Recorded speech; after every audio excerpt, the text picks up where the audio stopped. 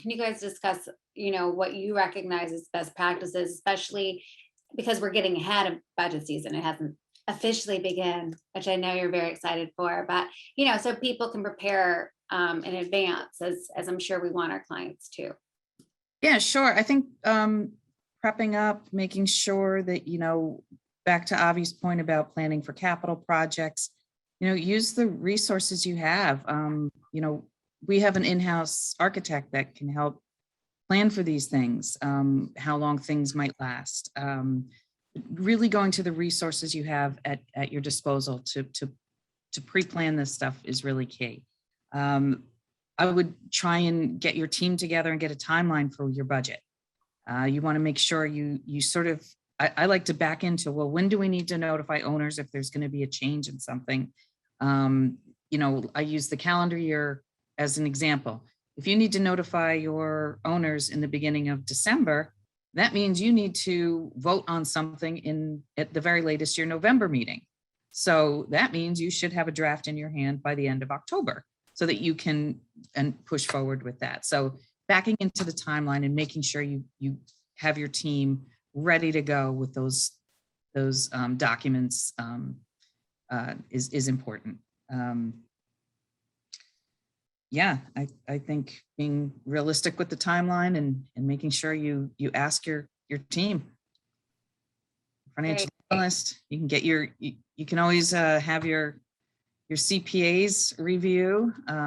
We also have in-house CPAs that review our budgets before they go out, but having your individual property CPAs review is another idea as well. I know Avi and I do a couple of buildings together that we, I might run a budget by him and say, how does this look? So using what resources you have is important. Right. And then Avi, what do you think? Yeah, that timetable always scares you because you're, as Megan was saying, well, if you want to get it in December, you got to approve by November, which means you have to look at it in October, which is only 2 months away. So it's always, but it's the truth because there's so many times you'll see is that management will make sure to get the budget out timely. And if you need the increase, the important piece to understand is if you need the increase for 2022, if you don't implement the increase on January 1, 2022, that means that you're losing out on that revenue that you're not billing, and therefore you're going to get behind very quickly. And because of the time that's needed from the management to update the bills and to get them out and get the letter out to the owners, looking at the budgets when they come out, it's important not to sit on it. And I know a lot of times what will happen is the reason I think boards a lot of times sit on the budgets is because they don't like what they see. Not that the product's wrong, it's that, wait, you're saying I need a 9% increase in maintenance? Can't be, so I'll take a look at this in detail. And obviously boards are volunteers. They have other jobs that pay them to do what they do best. And therefore it's hard for them to spend the focus there. But I think, if that's the case, that get somebody else involved. I've had board members say, hey, look, management's suggesting 9%. That's crazy. I can't believe it. Can you take a look at it?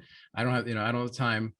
I'm sure your CPA will, I shouldn't say I'm sure, I take that back, but they'll want to spend the time. They'll take a cursory look at it and say, hey, listen, focus on repairs, focus on real estate taxes. Listen, your payroll doesn't look right. Maybe something happened that they're not accounting for, and things like that. So those are important things to make sure that you got the boards handle, because again, like I said, if you don't do the increase till April or May, that's 3 to 4 to 5 months of that year that you're losing out on.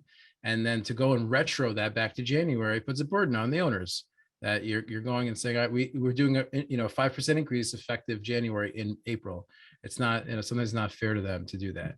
And another best practice we talked about at the beginning, but it's worth reviewing this again, is that once you do approve your budget, make sure that management has your budget in the monthly report, and that this way, when you're looking at it every month, it's the updated budget. There's so many buildings that we get the monthly reports that the budget column is not filled in. So it's hard to analyze the data because what are you comparing? You're looking, okay, I'm looking at numbers, but I don't know if they're right, wrong, or different. And if you don't, or they'll have last year's budget in there. It wasn't updated for the new budget. Updating your budget and approving your budget and getting it in the monthly report gives you a better tool as a board member to review the financial statement. So I think those two things are really, I think, best practices, going into budget season along with everything else we talked about. Great, thank you. Yeah. The one thing I wanted to add was, and also making sure that whoever's uploading that budget is seasonally weighting the information. So you don't just put in, your heating expenses and divide by 12. You want to make sure you put them in the months where the expenses incur. Right. And you have variances, you are able to flag them or track them. Right. Or like real estate taxes, you want to divide that by 4 because you make 4 quarterly payments, unless you're obviously budgeting the escrow amount, which some buildings do. But yeah, in January, you'll be way over budget. By April, it'll reset itself, and then so on and so forth. It's a great point, Megan.